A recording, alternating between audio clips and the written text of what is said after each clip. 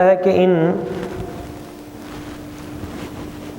محرم عورتوں کے سوا دوسری عورتیں تمہارے لیے حلال ہیں، اس طرح سے یہ مال خرچ کر کے تم ان سے نکاح کرو،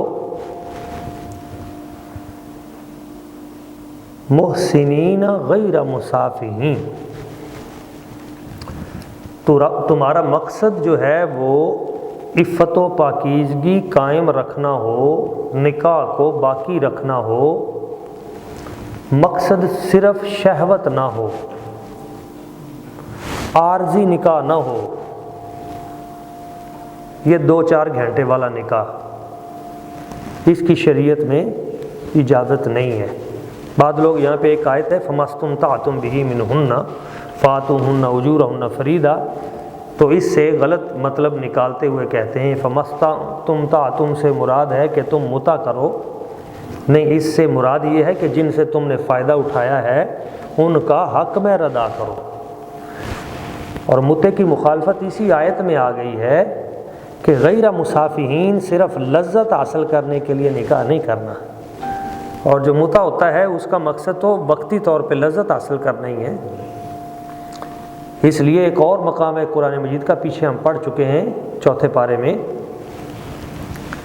وہاں پہ بھی اللہ ان خفتم اللہ تعدلوا، اور اگر تمہیں خوف ہو کہ تم عدل قائم نہیں رکھ سکو گے فواحدۃ، تو پھر تم ایک سے نکاح کرو، ذالک ادنی اللہ تعولوا وآتوا النساء وما ملکت ایمانکم بھی یہاں پہ، یا پھر تم جو عربوں کے ہاں کنیزیں بکتی تھیں مارکیٹ میں، تو ان کے ساتھ ان کو خریدنا ہی نکاح ہوتا تھا۔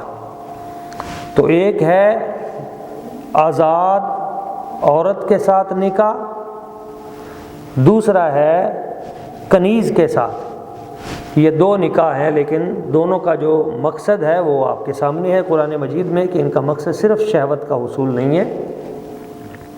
اور وہ جو کنیز کے ساتھ ہے اس کی بھی شریعت نے ان کی آزادی کے لیے کہ جیسے ہی اس سے کوئی بچہ بچی ہوگا تو اس کے ساتھ ہی وہ ام ولد ہو جائے گی، یعنی وہ آزاد ہو جائے گی، اس غلامی کی کیفیت سے وہ نکل جاتی تھی۔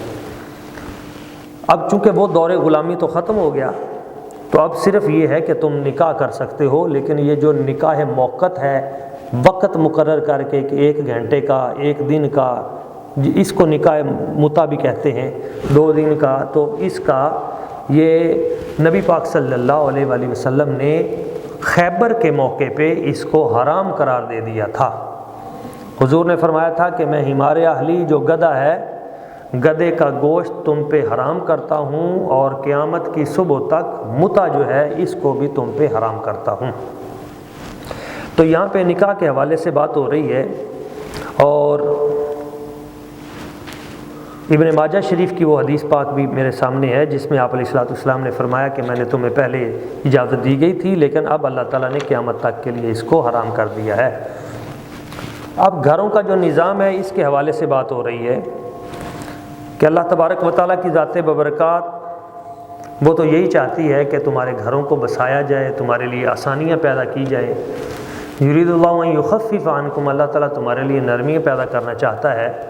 انسان کمزور واقع ہے، تو اللہ تعالیٰ اس حوالے سے آگے پھر بہت سے قوانین وہ ہمارے لیے نازل فرما رہا ہے، اور گھروں کی زندگی اس کو بہتری کے لیے، اے ایمان والو لا تاکلوا اموالکم بینکم بالباطل، مال برے طریقے سے، 2 نمبر طریقے سے فراڈ کر کے نہ کھاؤ، تجارت کر کے کھاؤ، ہیرا پھیری نہ کرو، ولا تقتلوا انفسکم، اور اپنے آپ کو قتل بھی نہ کرو۔ یہاں پہ خودکشی کی مذمت کی گئی ہے کہ تم نے خودکشی نہیں کرنی۔ خودکشی کرنا بسا اوقات انسان حالات کے ہاتھوں مجبور ہو جاتا ہے، اور پھر جب وہ مجبور ہو جاتا ہے تو پھر مایوسی کے عالم میں اسے اور کوئی رستہ نظر نہیں آتا، تو وہ کہتا ہے کہ میں سوئسائڈ کر لوں، اپنے آپ کو قتل کر لوں۔ یاد رکھیں اسلام میں اس موت کو حرام قرار دیا گیا ہے۔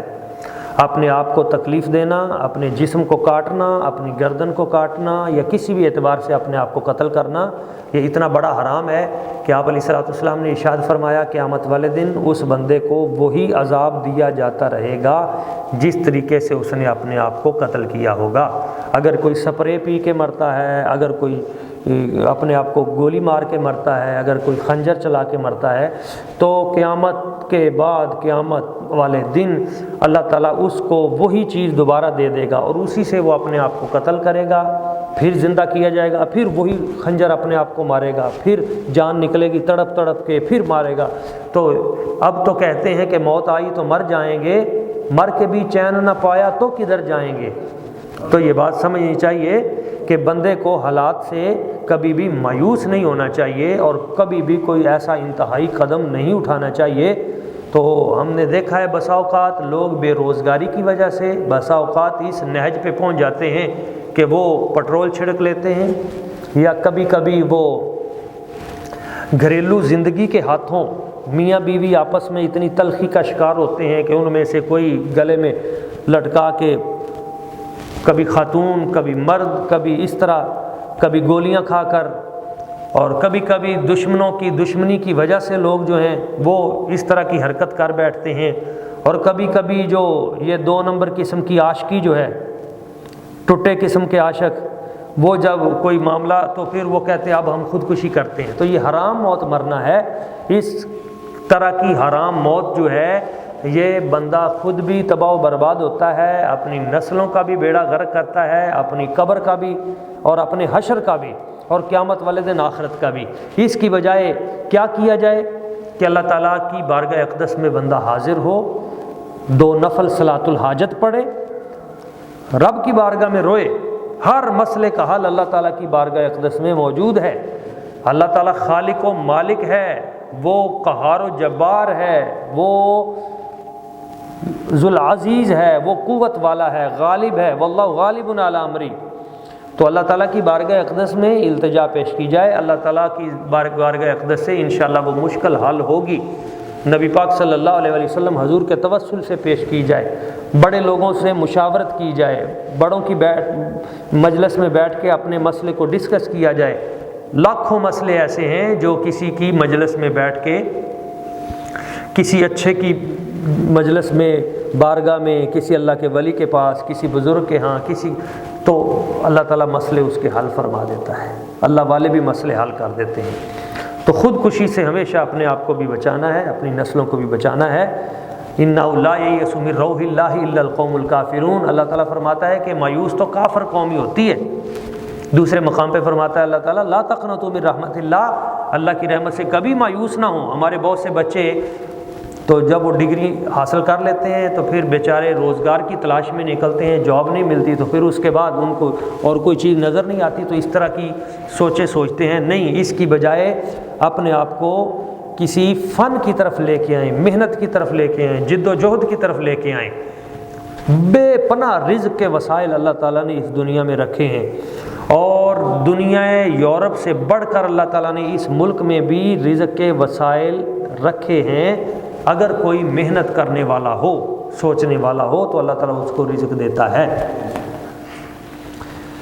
یہاں پہ آگے اللہ تبارک و تعالیٰ کی ذات ببرکات نے ایک اور بات ارشاد فرمائی، دل کرتا ہے بار بار بندہ ساری رات اسی کو پڑھتا رہے۔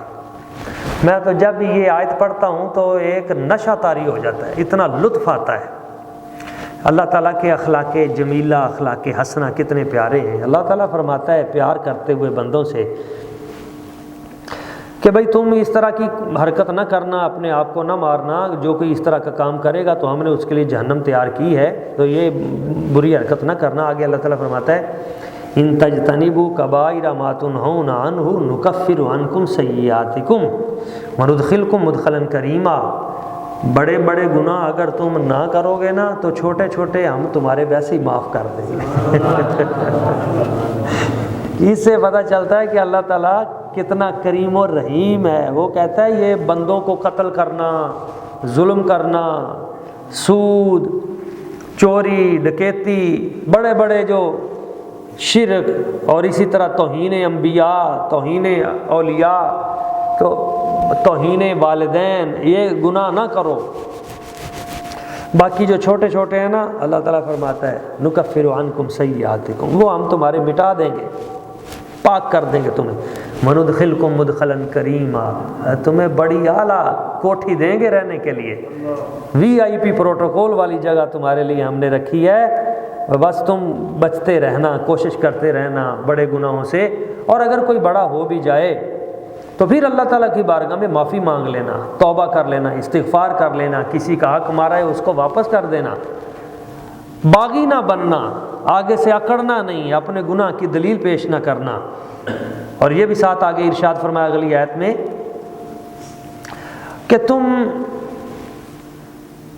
یہ جو اللہ تعالیٰ کسی پہ فضل کرتا ہے نا تو تم اس سے حسد نہ کیا کرو، یہ نہ کہا کرو کہ مجھ پہ کیوں نہیں ہوا۔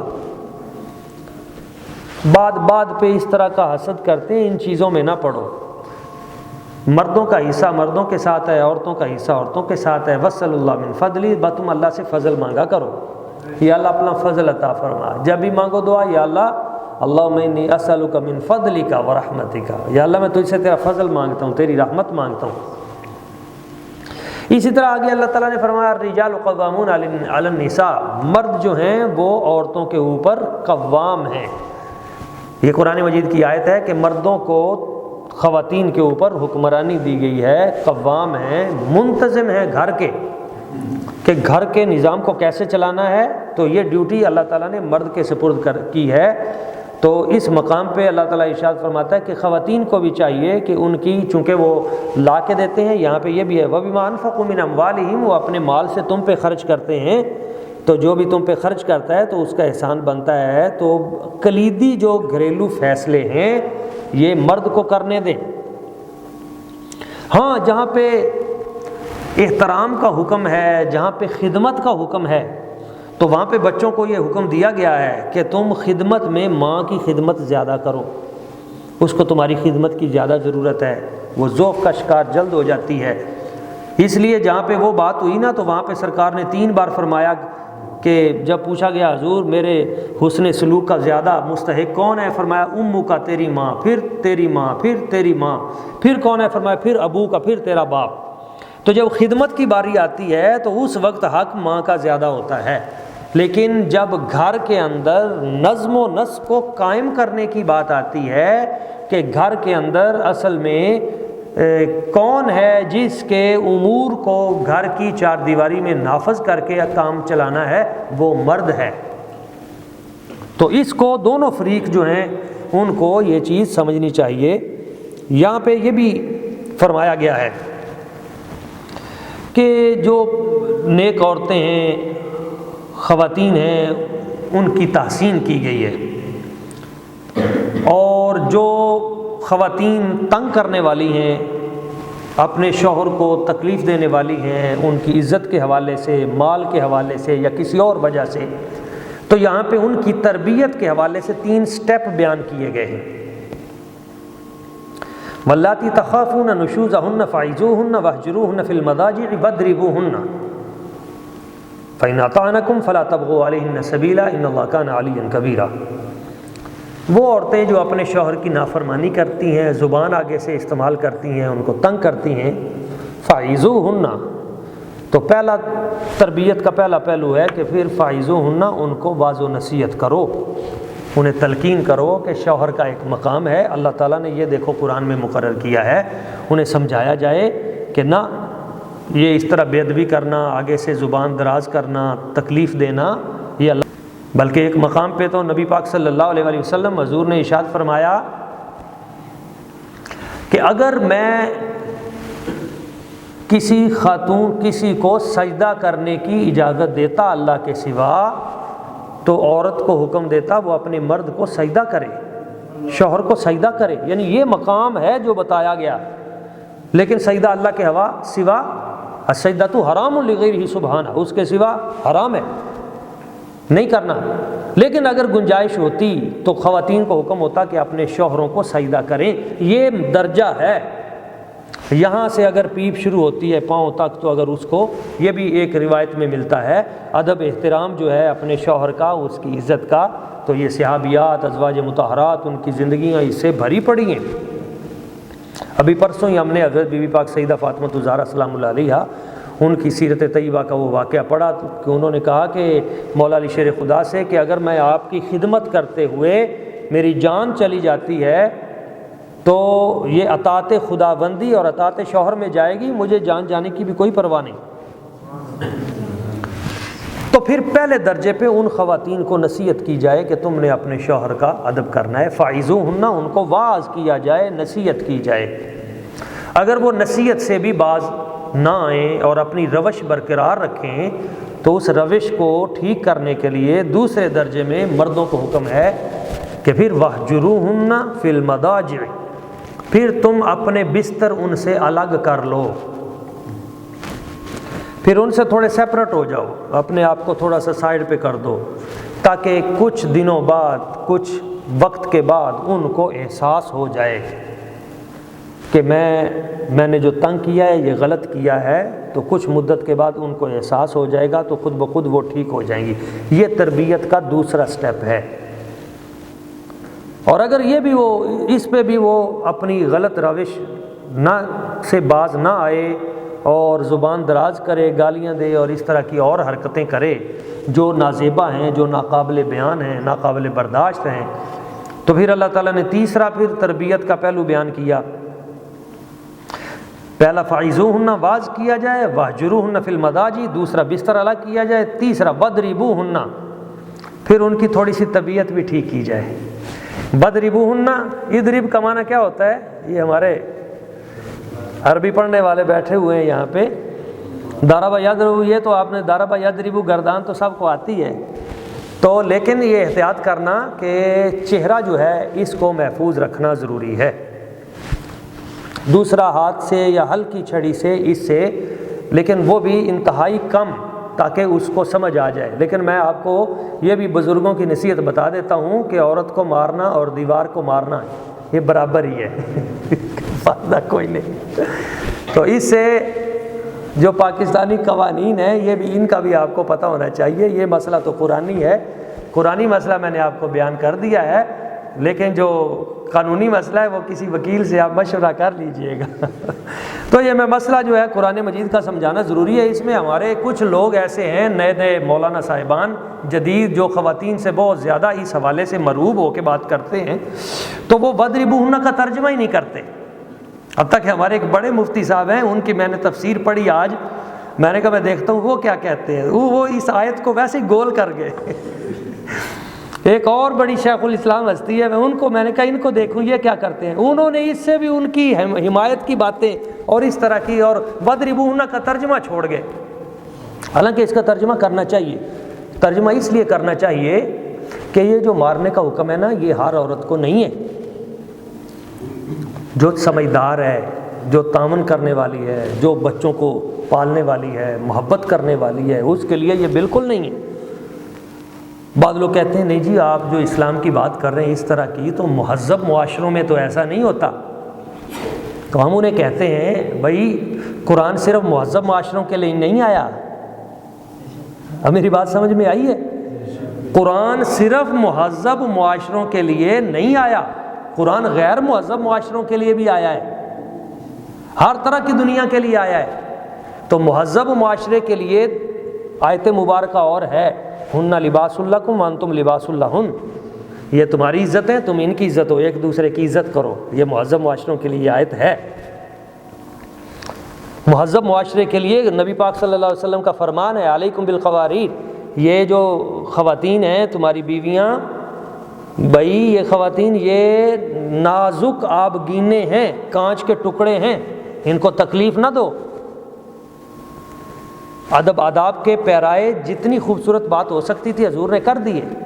انا خیرکم خیرکم لاہلہ وانا خیرکم لاہلی، تم میں سے سب سے بہترین وہ ہے جو اپنے گھر والوں کے ساتھ اچھا ہے، اور میں پوری کائنات میں سب سے بڑھ کر اپنے گھر والوں سے اچھا ہوں۔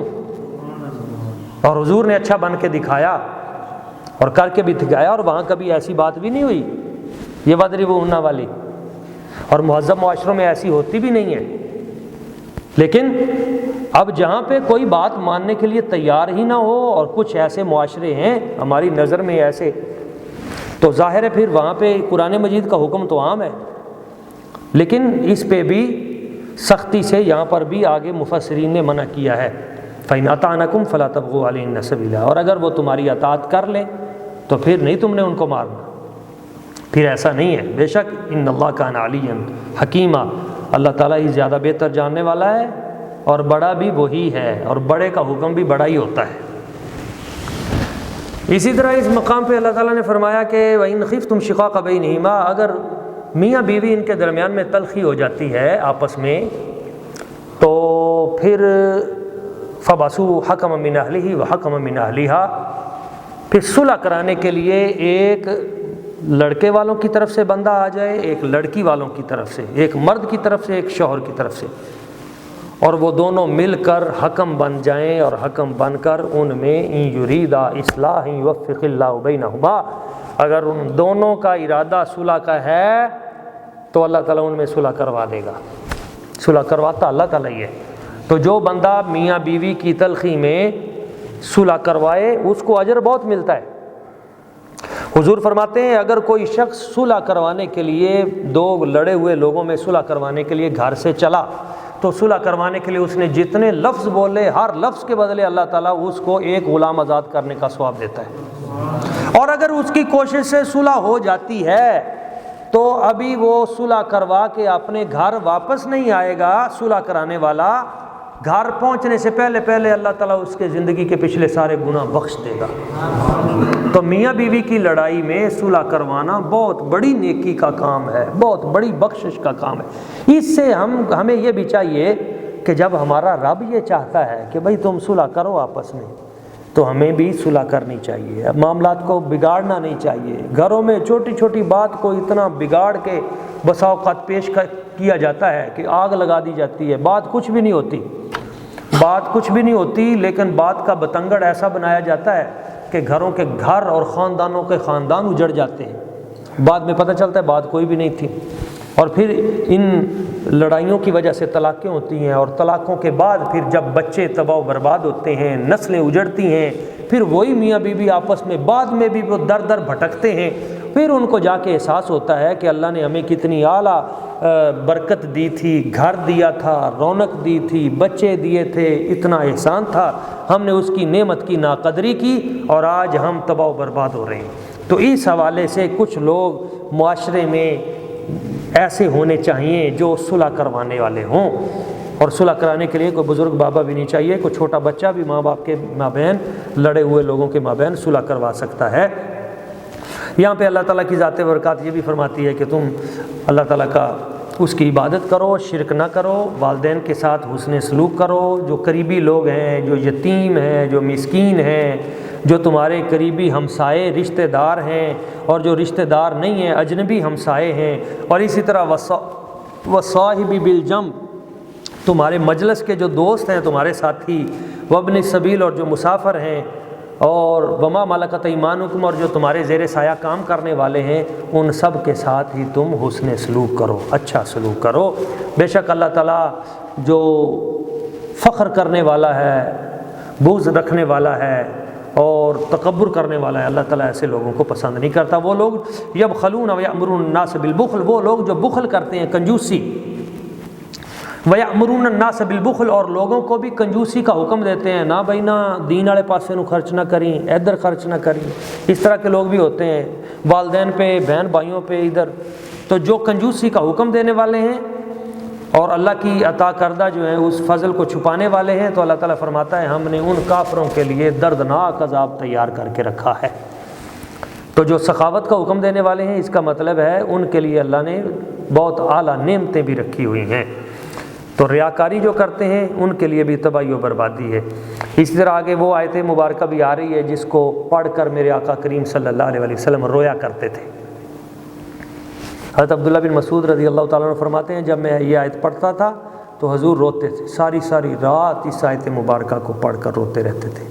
فَكَيْفَ إِذَا جِئْنَا مِنْ كُلِّ أُمَّةٍ بِشَهِيدٍ وَجِئْنَا بِكَ عَلَىٰ هَٰؤُلَاءِ شَهِيدًا، کیسا وہ وقت ہوگا کہ جب ہم ہر امت میں سے گواہ لے کے آئیں گے قیامت والے دن، اور اے محبوب ہم آپ کو ان سب کے اوپر گواہ لے کے آئیں گے، سب امتوں کے اوپر گواہی مصطفیٰ کریم صلی اللہ علیہ وآلہ وسلم حضور کی ذات ببرکات کی ہوگی۔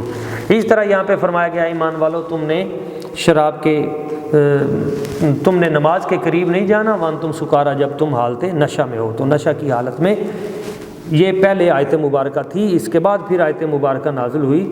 یہاں پہ یہ چونکہ سٹیپ بائی سٹیپ شراب کو حرام کیا گیا تھا، تو پہلے ہم پڑھ چکے ہیں دوسرے پارے میں، وہاں پہ آئی تھی قرآن مجید کی آیت کہ یہ جو شراب ہے اس کا بظاہر مادی نفع ہے لیکن اس کا گناہ جو ہے وہ بڑا ہے۔ یہ دوسرے مقام پہ بعد میں اتری، اس میں اللہ تعالیٰ نے اگلی بات کر دی کہ حالت نماز میں تم نے وہ شراب نشے کے قریب نہیں جانا، نشہ کر کے نماز کے قریب نہیں جانا۔ اور پھر اگلے سٹیپ میں آخر میں وہ آیت مبارکہ نازل ہوئی کہ یا ایھا الذین آمنوا انما الخمر والمیسر والانصاب والازلام رجس من عمل الشیطان فاجتنبوہ، رک جاؤ اس سے، خبردار تم نے اس کے قریب بھی نہیں جانا۔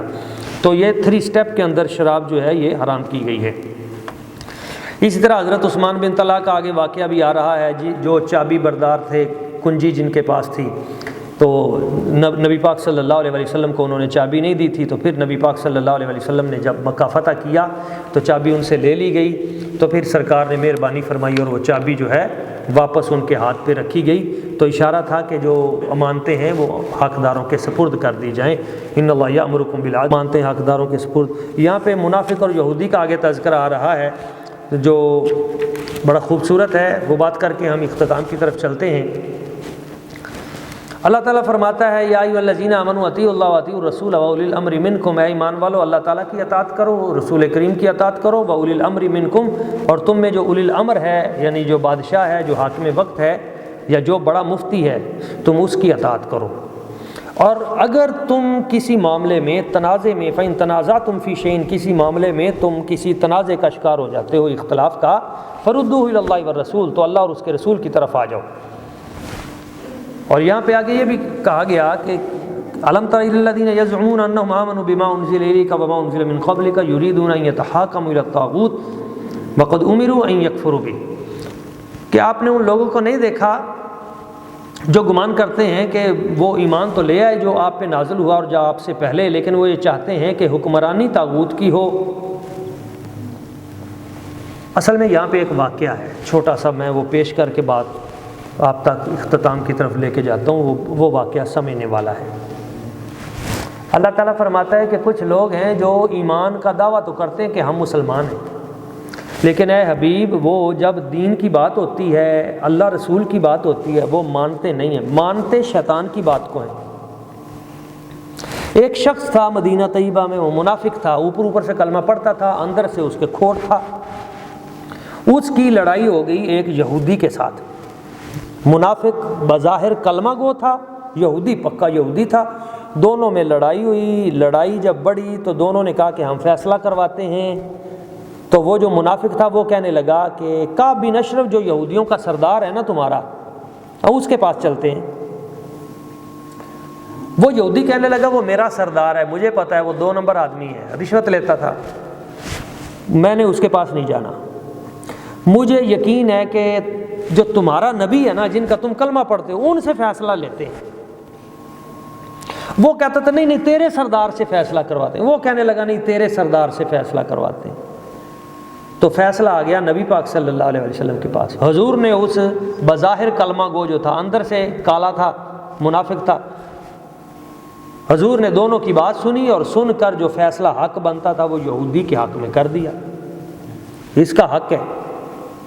جب باہر نکلے تو وہ کہنے لگا 2 نمبر قسم کا مسلمان، منافق کہنے لگا وہ نماز روزے کا تو نبی پاک صلی اللہ علیہ وسلم کو زیادہ پتہ ہے، تو یہ چونکہ زمینی فیصلہ تھا، مال کا فیصلہ تھا، اس طرح کے تو نہیں، تیرا جو سردار ہے نا کعب بن اشرف یہودی، میں تو ادھر ہی جاؤں گا۔ اس نے کہا میں نے اپنے سردار سے فیصلہ نہیں کرانا، میں نے تیرے سردار سے فیصلہ کروا لیا ہے۔ اچھا چلو تجھے اپنے اس بڑے سردار کا فیصلہ قبول نہیں، تو چلو دوسرا سردار ہے تمہارا مسلمانوں کا، حضرت عمر پاک، حضرت عمر فاروق رضی اللہ تعالیٰ، چلو حضرت عمر کے پاس چلتے ہیں۔ منافق کہنے لگا نہیں میں نے حضرت عمر کے پاس نہیں جانا، منافق بڑا گھبراتے ہیں حضرت عمر پاک سے۔ اس نے کہا نہیں حضرت عمر اچھے قابل آدمی ہیں، وہ 17 پڑھے لکھے، ان میں ان کا شمار ہوتا ہے قابل ترین، تو فتین ہیں، ذہین ہیں اور فیصلہ کرنے والے ہیں، پنچ کے آدمی ہیں اور پنچایتیں بڑی بڑی یہ نبیڑتے ہیں، تو ان کے پاس، خیر ان کے پاس چلے گئے۔ حضرت عمر پاک باہر آئے، پوچھا جی کیسے آئے ہو؟ وہ جی فیصلہ کروانا ہے آپ سے۔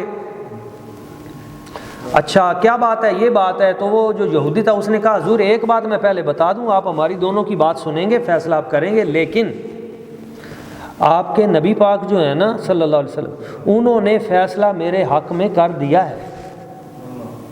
آپ نے فرمایا اچھا حضور نے کر دیا ہے؟ پھر یہ جو کہتا ہے نا جی، یہ آپ کا مسلمان بھائی یہ کہتا ہے نہیں میں نے تو حضرت عمر سے چلو فیصلہ کرواتے ہیں، وہ بڑے ذہین ہیں، سمجھدار ہیں۔ اچھا فرمایا پھر میں ابھی فیصلہ کرتا ہوں۔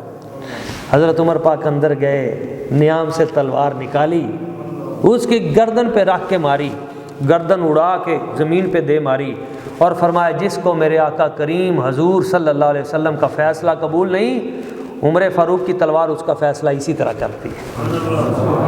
اب جب گردن کٹی تو جناب بڑی چیخیں نکلی وہ منافقوں کی۔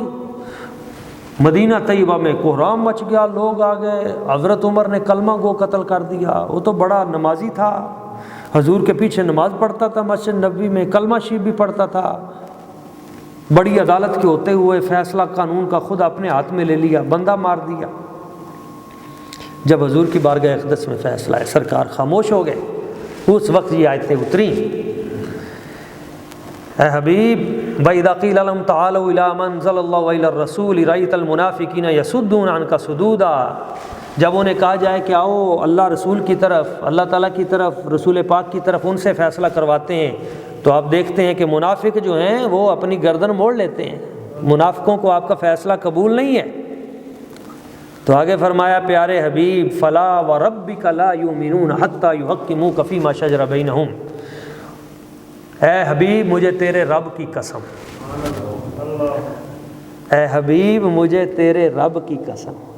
اللہ تعالیٰ یہ نہیں کہتا کہ میں اللہ ہوں، مجھے اپنی ربوبیت کی قسم، نہیں، اپنی قسم اٹھائی بھی تو نبی پاک کی نسبت سے، حبیب مجھے تیرے رب کی قسم، لا یؤمنون حتی یحکموک فیما شجر بینہم، کوئی بندہ اس وقت تک مومن ہو ہی نہیں سکتا جب تک حبیب آپ کے فیصلے کو دل سے مان نہ لے۔ یہ یہاں پہ آئے فیما شجر بینہم، جو آپس کی لڑائی جھگڑے ہیں ان میں کوئی جب تک یحکموک تجھے حاکم نہ مانے، تیرے فیصلے کو نہ مانے، ثم لا یجدوا فی انفسہم حرجا مما قضیت، اور پھر جو آپ فیصلہ کر دیں، قضیت جو فیصلہ آپ کر دیں، لا یجدوا فی انفسہم حرجا، تو ان کے دلوں میں پریشانی بھی نہیں ہونی چاہیے اس فیصلے پہ، پریشانی ہوئی تب بھی ایمان باقی نہیں رہے گا۔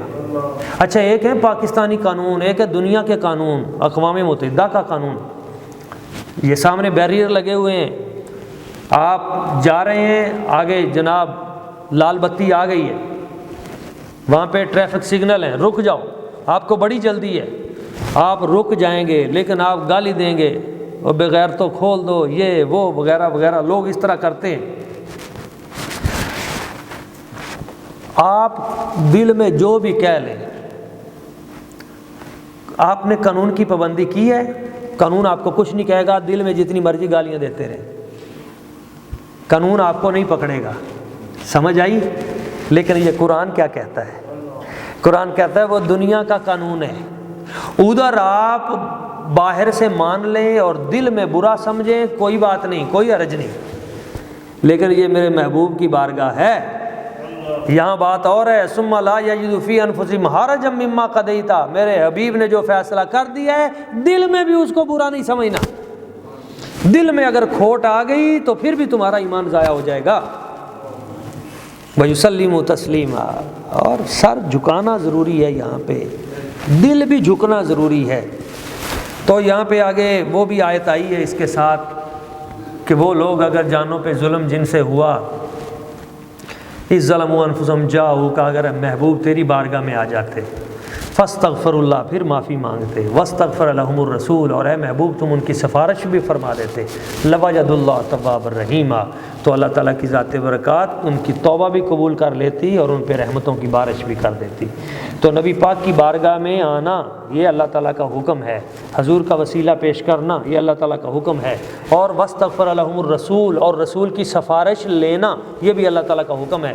اور رب فرماتا ہے جب کوئی نبی پاک کا وسیلہ لے کے آئے، حضور کی سفارش لے کے آئے، لا وجد اللہ، واجدہ کے اوپر لام ہے، پھر ضرور بھی ضرور اللہ تعالیٰ کو تم اس حال میں پاؤ گے تواب الرحیمہ، وہ تمہاری توبہ بھی قبول کر لے گا، تم پہ رحمتوں کی بارش بھی فرما دے گا۔ اور یہاں ہدایت والوں کا ساتھ یہ بھی تذکرہ آ گیا کہ وَمَن يُطِعِ اللَّهَ وَالرَّسُولَ فَأُولَٰئِكَ مَعَ الَّذِينَ أَنْعَمَ اللَّهُ عَلَيْهِم مِّنَ النَّبِيِّينَ وَالصِّدِّيقِينَ وَالشُّهَدَاءِ وَالصَّالِحِينَ۔ یہ ہم روزانہ اس کا ترجمہ کرتے ہیں کہ وہی لوگ انعام یافتہ ہیں نبیوں، صدیقوں، شہیدوں اور اسی طرح صالحین اولیاء کے ساتھ، انہی پہ انعام یافتہ وہی گروہ ہے، انہی کی اطاعت جو اللہ اور اس کے رسول کی اطاعت کرتے ہیں، وہ یہی طبقات ہیں۔ ان میں انبیاء، اسی طرح شہداء، صدیقین اور اولیاء ہیں۔ اسی طرح اللہ تعالیٰ فرماتا ہے ایمان والو تیاری کرو، اسلحہ تیار کرو اور نکلو، اکٹھے ہو کے نکلو یا انفرادی ہو کے نکلو۔ تو جذبہ جہاد، دینی غیرت، بیداری، اس کا یہاں پہ حکم دیا گیا ہے، جہاد و قتال کا یہاں پہ حکم دیا گیا ہے۔ اسی طرح منافقین کی سازشیں، ان سے یہاں ڈرایا گیا ہے اس پارے میں کہ منافقین جو ہیں وہ جب سے اسلام آیا ہے اس وقت سے آج تک وہ ہمیشہ لوگوں کو وہ خراب کرنے کی کوشش میں لگے رہتے ہیں۔ خفیہ منصوبہ بندی، ان کے ساتھ جا کے دوستیاں نہ لگایا کرو، وہ تمہارے خلاف سازشیں کرتے ہیں۔ اور اللہ تعالیٰ کا حاکمانہ انداز بھی یہاں پہ وہ بھی سامنے آ رہا ہے۔ قتل عمد کی سزا بھی بیان کی گئی ہے کہ جو کسی مومن کو جان بوجھ کر قتل کرے، وَمَن يَقْتُلْ مُؤْمِنًا مُتَعَمِّدًا فَجَزَاؤُهُ جہنم، تو اس کی سزا جہنم ہے، اس میں وہ ہمیشہ رہے گا۔ اس پہ اللہ کا غضب ہوا اور اس پہ اللہ کی لعنت ہے، اور اس کے لیے اللہ تعالیٰ نے بہت بڑا عذاب بھی تیار کر لیا ہے۔ اگر قتل خطا ہوا ہے، غلطی سے قتل ہو گیا ہے، تو اس کا حکم بھی یہاں پہ موجود ہے۔ جہاد کی اہمیت یہاں بیان کی گئی ہے، اور یہاں بیان کیا گیا ہے کہ وہ لوگ لا یستوی القاعدون من المؤمنین، جو گھروں میں بیٹھنے والے ہیں وہ ان لوگوں کے برابر ثواب نہیں پا سکتے جو میدان میں جا کے لڑنے والے ہیں۔ تو جو عملی جہاد کرنے والے ہیں ان کے ساتھ کوئی بھی مقابلہ نہیں کر سکتا۔ ہجرت بھی جہاد کی قسم ہے، یہاں پہ یہ واقعہ ہوا ہے۔ اسی طرح حضرت حمزہ بن قیس جو بیمار تھے تو انہوں نے اسی حالت میں چارپائی پہ ڈال کے انہوں نے کہا تھا مجھے ہجرت کے لیے لے چلو، تو مکہ سے تھوڑے سے باہر نکلے تھے تو وہ وصال کر گئے تھے، تو اللہ تعالیٰ نے فرمایا جو ہجرت کے لیے نکل پڑا تھا اس کا اجر ہم ضائع نہیں کریں گے، ان کو ثواب پورا دیں گے۔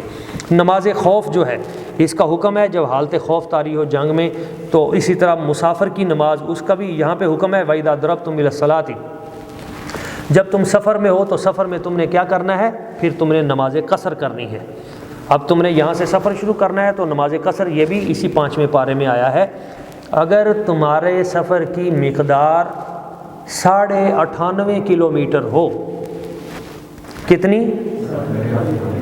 98.5، یہاں سے ہارون آباد سے عارف والا یہ تقریباً 100 کلومیٹر بنتا ہے، تو عارف والا سے آگے اگر آپ نے جانا ہے تو پھر آپ مسافر ہیں۔ تو جب مسافر ہیں تو پھر آپ 4 فرض کی جگہ 2 فرض پڑھیں گے، ظہر کے، عصر کے، عشاء کے، جہاں 4 فرض پڑھنے ہیں وہاں آپ قصر کریں گے 2 فرض۔ البتہ سنتیں اور نوافل جو ہیں ان میں اگر آپ کو جلدی ہے آپ چھوڑ سکتے ہیں، آپ کو گناہ نہیں ہے۔ اگر آپ کے پاس کھلا ٹائم ہے تو آپ پڑھنا چاہیں تو آپ پڑھ سکتے ہیں، آپ کو اجازت ہے۔ وتر 3 کے 3 ہی پڑھیں گے۔ یہ مسافر کی نماز اس کا بھی قرآن مجید کے 5ویں پارے میں تذکرہ ہے۔ یہ بھی نرمی کی گئی ہے ہم پہ کہ تم نے حالت، اسی طرح سفر میں روزے کی بھی گنجائش دی گئی۔ آپ آدھے لوگ 1 رکعت پڑھیں، آدھے لوگ پیرا دیں، پھر وہ آ کے پیرا دینا شروع کر دیں اور وہ آ کے نماز پڑھنی شروع کر دیں۔ آدھے لوگ جنگ لڑیں، آدھے لوگ نماز پڑھیں۔ نماز کا حکم وہاں بھی ہے کہ عین حالت جنگ کے اندر جب دشمنوں کی فائرنگ ہو رہی ہے، تیر برس رہے ہیں، اس وقت بھی تم نے نماز نہیں چھوڑنی۔ تو یہ بھی 5ویں پارے کے اندر آ گیا ہے۔ اسی طرح یہاں پہ میاں بیوی کے اختلاف کے حوالے سے پھر دوبارہ یہی باتیں ہیں، اور آخر کے اندر بھی اللہ تبارک و تعالیٰ کی ذاتی برکات نے یہی پیغام دیا ہے، لا تتخذوا یا ایھا الذین آمنوا لا تتخذوا المؤمنین، اے ایمان والو لا تتخذوا الکافرین من اولیاء من دون المؤمنین، مومنوں کو چھوڑ کر کافروں سے یاری نہ لگاؤ۔ اور پھر جو اوپر سے مومن ہیں، مسلمان ہیں، اندر سے کھوٹے ہیں، ان المنافقین فی الدرک الاسفل من النار، دوزخ میں سب سے نچلی تہہ میں منافق لوگ ہوں گے۔ تو منافقت سے بھی بچیں، سیدھے کھرے سیدھے مسلمان بنیں، کلیئر کٹ مسلمان بنیں، اور دوگلا پالیسی کے ادھر سے یہودی بھی ٹھیک ہیں، عیسائی بھی ٹھیک ہیں، ہندو بھی ٹھیک ہیں، سکھ بھی ٹھیک ہیں، اس طرح کا بھی آج کل ایک ٹولہ پیدا ہو گیا ہے جو سب کو جنت میں داخل کرنے کے چکر میں ہے۔ نہ، وَمَن يَبْتَغِ غَيْرَ الْإِسْلَامِ دِينًا فَلَن يُقْبَلَ مِنْهُ، اللہ تعالیٰ فرماتا ہے جو اسلام کے علاوہ کوئی بھی چیز لے کے آئے گا، کوئی بھی دین مذہب اس سے قبول نہیں کیا جائے گا، ایسے لوگوں کا ٹھکانہ جہنم ہی ہے۔ صرف اسلام سچا مذہب ہے، اور اسلام پہ ہی اللہ تعالیٰ ہمیں زندہ رکھے، اور ہم دعا گو ہیں اس رمضان المبارک کی بابرکت رات میں کہ اللہ تعالیٰ اسلام، دین اسلام پر ہی ہمارا خاتمہ فرمائے، اور ہم دنیا سے جائیں تو کلمہ طیبہ پڑھتے ہوئے اس دنیا سے جائیں۔ آمین۔ وما علینا الا البلاغ المبین۔